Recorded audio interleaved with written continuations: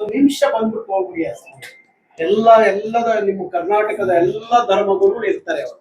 ನನಗೆ ಭಾರಿ ಖುಷಿ ಆಯ್ತು ನಿಮ್ಮ ಜೊತೆಯಲ್ಲಿ ಕಾಲ ಕಳೆದಿದ್ದು, ಮಾತಾಡಿದ್ದು, ತಮ್ಮ ದರ್ಶನ ಮಾಡಿದ್ದು ನನಗೆ ಭಾರಿ ಖುಷಿ ತಂದಿದೆ. ಹೇಳಿ, ಯಾಕೆ ನೀವು ಅದನ್ನು ಕನ್ನಡ ಕೇಳೋದಿಲ್ಲ ಅನ್ನುವ ಈ ಸೋಷಿಯಲ್ ಮೀಡಿಯಾದಲ್ಲಿ ಭಾರಿ ಕೆಟ್ಟದ ಬರೀತಾರೆ. ಅದಕ್ಕೆ ಯಾರೂ ಹೊರತಲ್ಲ. ನಮಗೆ ಎಲ್ಲಕ್ಕಿಂತ ದೊಡ್ಡದು ಯಾವುದು ಕರ್ನಾಟಕದಲ್ಲಿ, ಕರ್ನಾಟಕ ಸ್ಟೇಟ್ ಅಂತ ಹೇಳಿ ಕರೆದಿದ್ದು ಒಂದು ಭಾಷೆಯ ಆಧಾರದ ಮೇಲೆ. ಒಂದು ತಮಿಳುನಾಡು, ಒಂದು ಕರ್ನಾಟಕ, ಒಂದು ಆಂಧ್ರ ಪ್ರದೇಶ್, ಒಂದು ಕೇರಳ ಆಗಿದ್ದು ಭಾಷೆಯ ಆಧಾರದ ಮೇಲೆ ಒಂದು ಸ್ಟೇಟ್ ಆದಂಥದ್ದು. ಮುಸಲ್ಮಾನರ ಮಕ್ಕಳು ಸಹ ಕರ್ನಾಟಕದಲ್ಲಿ ಒಳ್ಳೊಳ್ಳೆ ಅಧಿಕಾರಿಗಳು ಆಗ್ಬೋದು, ಒಳ್ಳೊಳ್ಳೆ ಸಾರ್ವಜನಿಕ ಜೀವನದಲ್ಲಿ ಒಳ್ಳೆ ಸ್ಥಾನಮಾನಗಳನ್ನ ಗಳಿಸ್ಬೋದು. ಇದು ಉದ್ದೇಶ. ಕ್ಷೇತ್ರದಲ್ಲೂ ಕೆಲಸ ಮಾಡುವಂತ ನಮ್ಮ ಮುಸಲ್ಮಾನರು ಮಕ್ಕಳು ಸಹ ಮುಂಚೂಣಿಯಲ್ಲಿರಬೇಕು ಅನ್ನುವ ಕಾಳಜಿ, ಕಳಕಳಿ ನಂದು.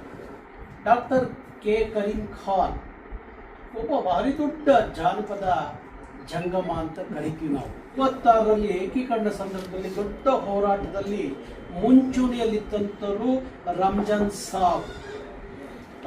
ಸಾಬ್. ಅವರು ಅವತ್ತಿನ ಚಳವಳಿಯಲ್ಲಿ ತನ್ನ ಪ್ರಾಣವನ್ನ ಕಳ್ಕೊತಾರೆ. ಇನ್ನ ಟಿಪ್ಪು ವಿಚಾರ ಯಾರಿಗೂ ಗೊತ್ತಿಲ್ಲ ಬಿಡಿ, ಟಿಪ್ಪು ವಿಚಾರ ಎಲ್ಲರಿಗೂ ಗೊತ್ತು.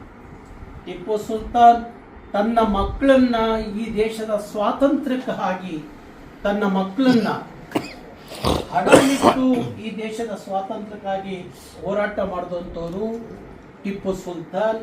ಅದು ಮೈಸೂರು ಹುಲಿ ಅಂತ ಅನಿಸ್ಕೊಂಡಂಥವ್ರು. ಅವರ ಆಡಳಿತ ಭಾಷೆಯೂ ಸಹ ಅವತ್ತಿನ ಕಾಲಕ್ಕೆ ಕನ್ನಡ ಆಗಿತ್ತು.